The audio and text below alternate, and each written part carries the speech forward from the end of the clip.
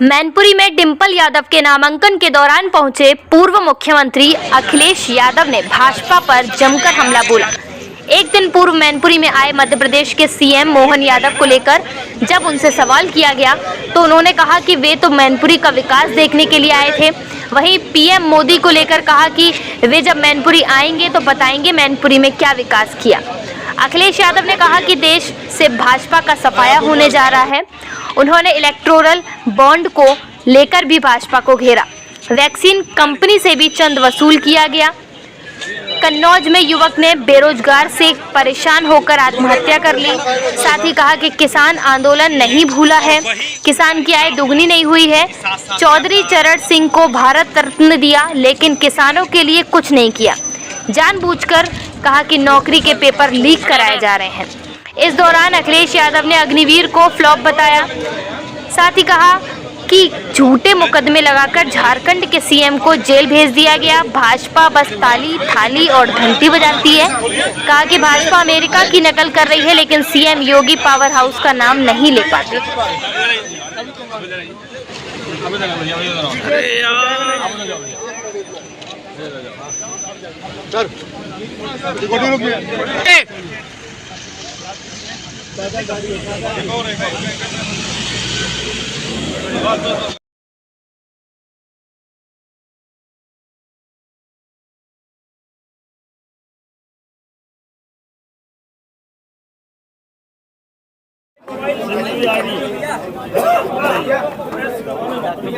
गुलशन साहब यही है जो बसपा के थे ना, अब गुलशन साहब इनका स्वागत लाइए।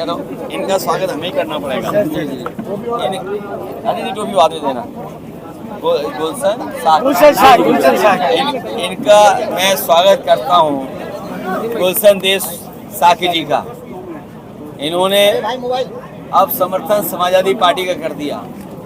इनका अपमान हुआ, इनकी टिकट काट दी। समाज का पूरा अपमान है। इसलिए हम इनका स्वागत करते हैं, बधाई देते हैं कि इस संघर्ष की घड़ी में हमारे साथ आए। क्या आपको पता था कि अग्निवीर जैसी व्यवस्था लागू हो जाएगी? क्या आपको पता था कि नोटबंदी आ जाएगी?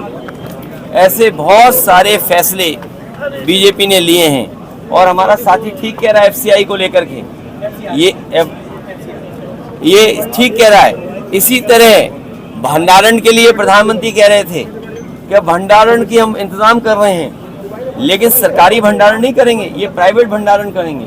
और जब प्राइवेट भंडारण होगा तो महंगाई फिर बढ़ेगी। ये देश जो 80 करोड़ लोगों को राशन दे रहा हो, वो क्या विश्वगुरु बनेगा? उनसे कहिए नेशन फर्स्ट वालों से कि तुम्हें 80 करोड़ लोगों को खाना देना पड़ रहा है। ये नेशन फर्स्ट है क्या? अमेरिका का कॉपी कर लिया नारा। एक बार अमेरिका की वो भी नकल करके लाए थे भाषण। यूके के एक प्रधानमंत्री ने भाषण दिया था, उसकी भी नकल करके लाए थे मुख्यमंत्री जी। तो ये नकल करने वाले, इनके पास अपना कोई आइडिया नहीं है। राशन सर गरीबों को बांट रहे हैं, तो क्या गुलाम बनाने की कोशिश है क्या? समाजवादियों ने कहा है कि पौष्टिक खाना मिले गरीबों को। पौष्टिक खाना मिलेगा तो उनका स्वास्थ्य बेहतर होगा। और आज हर चीज मोबाइल और इंटरनेट से के माध्यम से मंगाई जा सकती है, जानकारी हासिल की जा सकती है और डिजिटल डिवाइड में सबसे बड़ी भूमिका निभाएगी। इसलिए समाजवादी पार्टी ने अपने मैनिफेस्टो में कहा है कि हम स्वादिष्ट पौष्टिक आटा देंगे। जिस तरीके से संपन्न लोग, बड़े लोग शहरों में बाजार का पैक्ड आटा खरीदते हैं, कंपनियों ब्रांड का नाम नहीं लूंगा मैं, उसी तरीके से गरीबों को स्वादिष्ट पौष्टिक आटा मिले और साथ ही में डाटा फ्री मिले, क्योंकि डाटा और आटे से ही काम चलेगा। बहुत धन्यवाद आपका।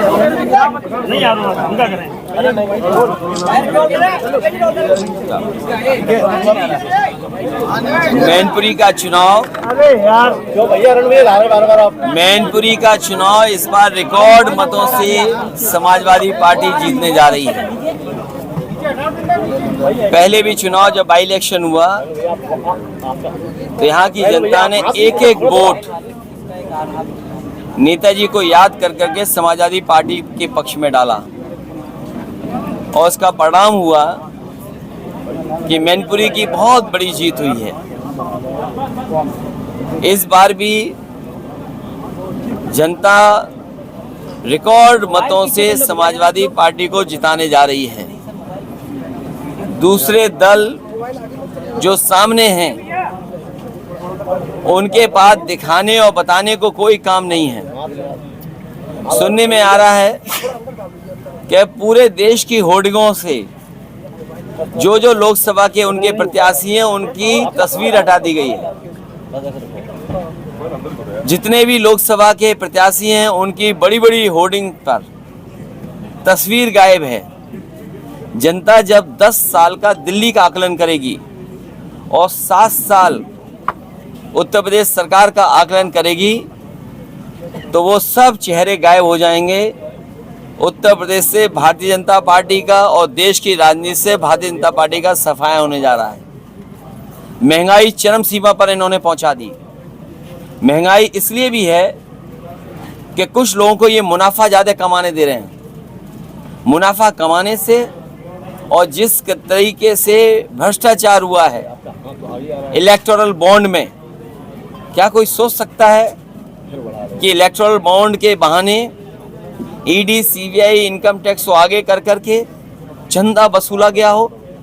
1000 करोड़, 600 करोड़, 400 करोड़। ये बीजेपी के लोग बहुत प्रचार कर रहे थे वैक्सीन का। सुनने में आ रहा है वैक्सीन वाले से भी इन्होंने चंदा वसूल लिया। सोचिए आप, तो जहां इलेक्टोरल बॉन्ड से चंदा वसूला है उसकी वजह से भ्रष्टाचार और महंगाई बढ़ी है। मुनाफा जो कमाने को मौका दे रहे हैं उससे महंगाई बढ़ी है। और इधर खबरें आ रही हैं और जो सरकारी आंकड़े बता रहे हैं और जो जगह जगह सर्वे हुए हैं, महत्वपूर्ण संस्थाओं ने जो सर्वे किए हैं, बेरोजगारी चरम सीमा पे पहुंच गई। 80 और 90% पढ़ने लिखने वाला नौजवान बेरोजगार है। मुझे याद है कन्नौज का ब्रजेश पाल जिसने आत्महत्या कर ली और आत्महत्या करने से पहले उसने कहा कि मैंने इतनी पढ़ाई की, मेहनत की और डिग्री हासिल की। उसने अपनी डिग्रियां चला दी और कहा कि जिस डिग्री से मुझे नौकरी नहीं मिल सकती उस डिग्री का क्या फ़ायदा। उसने आत्महत्या कर ली। जो लोग विश्व गुरु बनाना चाहते हैं उनकी सरकारों में किसानों ने 1 लाख आत्महत्या की है। दिल्ली की सरकार जब से आई है 2014 से और अभी तक का अगर आप आंकड़ा देखेंगे एनसीआरबी का, 1 लाख किसानों ने आत्महत्या की। ये वही लोग हैं जो किसानों के लिए काले कानून ला रहे थे। अंतर्गतवा इन्हें कानून वापस लेने पड़े। हजारों किसान उसमें शहीद हो गए। किसान ये बात नहीं भूला है और किसान ये बात भी नहीं भूला है कि उसकी आय दोगुनी का वादा किया था। आज किसान की किसी फसल की आय दोगुनी नहीं है। फसल तैयार है, सरकार क्या रेट दिलवा पा रही है? कहने को तो इन्होंने भारत रत्न दिया है चौधरी चरण सिंह जी को, स्वामीनाथन जी को, लेकिन क्या किसानों को जिनके लिए जीवन भर चौधरी चरण सिंह जी ने संघर्ष किया और स्वामीनाथन जी कमीशन ने जो रिपोर्ट बनाई जिससे किसानों को लाभ मिलता, क्या ये सरकारी या कानूनी अधिकार दे पा रहे हैं किसानों को एमएसपी के लिए? ये बड़े सवाल हैं। और इनकी सरकार में तो हर परीक्षा लीक हो रही है। अभी तक 10 परीक्षाएं वो लीक हो गई हैं। जानबूझ करके इन्होंने नौजवानों से नौकरी छीनी है। ये नौकरी नहीं छीन रहे हैं, ये आरक्षण नहीं देना चाहते हैं, क्योंकि वो जानते हैं सरकारी नौकरी देनी पड़ेगी तो आरक्षण देना पड़ेगा। ये आरक्षण नहीं देना चाहते, इसलिए नौकरी के जानबूझ करके पेपर लीक करा रहे हैं। और अग्निवीर जैसी व्यवस्था को कभी समाजवादी लोग स्वीकार नहीं कर सकते हैं जो 4 इसलिए सोच रहे हैं नौजवान और भारतीय जनता पार्टी का सफाया करने जा रहे हैं। मैंने कई बार फार्मूला बताया, फिर बताता हूं कि 60 लाख बच्चे जो प्रभावित हुए हैं परीक्षा लीक से, उनके केवल माँ बाप को अगर हम जोड़ दें, एक परिवार में अगर 3 सदस्य 3 वोटर हैं, उनका हिसाब किताब अगर हम लगा लें तो 3 गुणा 60 लाख 1 करोड़ 80 लाख। और यही 1 करोड़ 80 लाख अगर हम 80 लोकसभाओं में भाग दे दें तो हर लोकसभा में 2,25,000 वोट केवल पेपर लीक से नौजवानों का भविष्य डुबा करके कम हो गया है। तो ये सरकार कहाँ बचेगी? जो लोग 400 पार की बात कर रहे हैं वो हारने जा रहे हैं, अपनी हार छिपाने के लिए 400 पार कह रहे हैं। और अगर 400 पार ही कर रहे होते तो क्या झूठे मुकदमे लगा करके दिल्ली के मुख्यमंत्री को जेल भेजना पड़ता? झूठे मुकदमे लगा करके, साजिश करके, षड्यंत्र कर करके झारखंड के मुख्यमंत्री को जेल भेज दिया। जिन्हें 400 पार का सपना दिखाई दे रहा है, क्या उन्हें जेल भेजना पड़ता? इनकम टैक्स, ईडी, सीबीआई को आगे करना पड़ता, प्रशासन को आगे करना पड़ता। जनता इस बार इंतजार कर रही है इनका, और इनका जवाब अपने वोट के माध्यम से देंगे। उत्तर प्रदेश सहित पूरे देश से भारतीय जनता पार्टी का सफाया होने जा रहा है। प्रदेश के मुख्यमंत्री का बयान आया है कि हम लड़ रहे हैं और आप किसका है ये? भारतीय जनता पार्टी के लोग, ये ताली थाली और घंटी बजाने वाले लोग, गारंटी की जो घंटी बजा रहे हैं, ये गारंटी नहीं है, ताली थाली वाली आवाज है ये जो गारंटी है। सोचो, जिनका हर बात झूठी हो और झूठे वादे किए हों जिन्होंने, और समय समय पर जनता को गुमराह करने के लिए बहुत सी संस्थाओं का सहारा लेना पड़ा हो, ये अमेरिका की नकल कर रहे हैं। नेशन फर्स्ट, ये अमेरिका का नारा है। हमारे मुख्यमंत्री जी कभी अमेरिका नहीं गए। अरे हमारे मुख्यमंत्री जी जो एटा में जो बिजली घर बना है उसका नाम नहीं ले पा रहे हैं, वो नेशन फर्स्ट क्या लाएंगे? 3x660 super critical thermal plant Mainpuri खत्म होते ही एटा में शुरू हो जाता है कारखाना। अगर वो लग गया होता तो आज गरीब को, किसान को बिजली मुफ्त मिल रही होती, सस्ती मिल रही होती। बताओ, बिजली का महंगा हो गया बिल। और नेशन फर्स्ट का नारा देने वाले, हमें खुशी है इस बात की समाजवादियों को। और मुझे याद है जिस समय मैं लैपटॉप बांटने जा रहा था, नेताजी से लेकर के समाजवादी पार्टी के लोग इस पक्ष में थे कि गरीब परिवारों को भी लैपटॉप मिले। समाजवादियों ने जो लैपटॉप बांटा था, आज मैं आपसे कहना चाहता हूँ, आप गूगल कर लेना, अमेरिका के बहुत सारे सिटीज़ में, उनके स्टेट में आज लैपटॉप डिस्ट्रीब्यूशन चल रहा है। आज अमेरिका के कई स्टेट्स में, कई डिस्ट्रिक्ट में, सिटीज़ में लैपटॉप डिस्ट्रीब्यूशन हो रहा है। और लैपटॉप इसलिए बांटा जा रहा है कि वहाँ के गरीब बच्चे अफोर्ड नहीं कर सकते। अभी बिल गेट्स आए थे और प्रधानमंत्री जी का उनसे मुलाकात हुई तो डिजिटल डिवाइड पे बात कर रहे थे। याद कीजिए, डिजिटल डिवाइड पे बात हुई थी। और अभी बहुत से उद्योगपति और आ रहे हैं, वो भी डिजिटल डिवाइड पे बात करेंगे। अगर डिजिटल डिवाइड पर किसी ने काम किया तो समाजवादियों ने किया। ये नेशन फर्स्ट वाले केवल सड़कों से जानवर हटा दें, बस इनकी प्रायोरिटी हो कि सड़क पे जानवर न दिखाई दे। मैं इनका धन्यवाद देता हूँ। ये नौजवान जुझारू काम करना चाहते थे, अपने समाज को जगा करके अपने साथ वोट ला करके लड़ना चाहते थे, लेकिन देखिए आप, बीजेपी का फोन आया होगा, बसपा ने टिकट बदल दी। प्रसाद यादव को टिकट मिल गई। वो बीजेपी के फोन से बसपा ने टिकट बदली है। कन्नौज से अभी तक प्रत्याशी घोषित नहीं किया है। बहुत जल्दी घोषित हो जाएगा।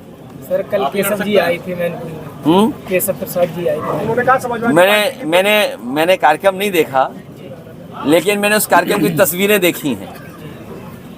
और तस्वीरें बताती हैं कि मंच तो थोड़ा बहुत थे लोग, लेकिन कुर्सियां सब खाली थी। कल केशव प्रसाद मौर्य ने, और सुनने में आ रहा है कि जो हमारे मुख्यमंत्री जी आए थे दूसरे प्रदेश के, वो मैनपुरी का विकास देखने आए थे और वो विकास देख के गए हैं। मैं उन्हें भरोसा दिलाता हूँ कि रनवे से लेकर के एक्सप्रेसवे और ये 4 लेन सड़कें जो उन्होंने देखी होंगी मैनपुरी की, अगर उन्हें ज़रूरत पड़ेगी तो हम उनका सहयोग और मदद जरूर करेंगे और सुझाव देंगे जिससे वो भी विकास कर लें। केशव प्रसाद मौर्य ने कल कहा है कि समाजवादी पार्टी की साइकिल पंचर करके भेजेंगे। देखिए, उनको मत गिनिए, वो कुछ नहीं है। अब सगुन है। केशव प्रसाद मौर्य ने कल कहा कि नेताजी का मोदी जी सम्मान करते थे, इसलिए वो नहीं आते थे चुनाव प्रचार में। अब कौन? केशव प्रसाद मौर्य ने कहा है कि नेताजी का सम्मान करते थे मोदी जी, इसलिए प्रचार में आते थे, इसलिए उनका गढ़ था, इसलिए वो जीतते थे। अब मोदी जी प्रचार करने आए। अरे खुशी की बात है, प्रधानमंत्री ये भी बताने आएंगे कि क्या क्या काम यहाँ पर हुआ है, उन्होंने क्या क्या काम किया है। और सोचिए आप, जब होर्डिंग से उन्होंने अपने सभी प्रत्याशियों का और जो चेहरा गायब कर दिया, तस्वीर गायब कर दी, वोट पड़ेगा तो एक तस्वीर है वो भी गायब हो जाएगी।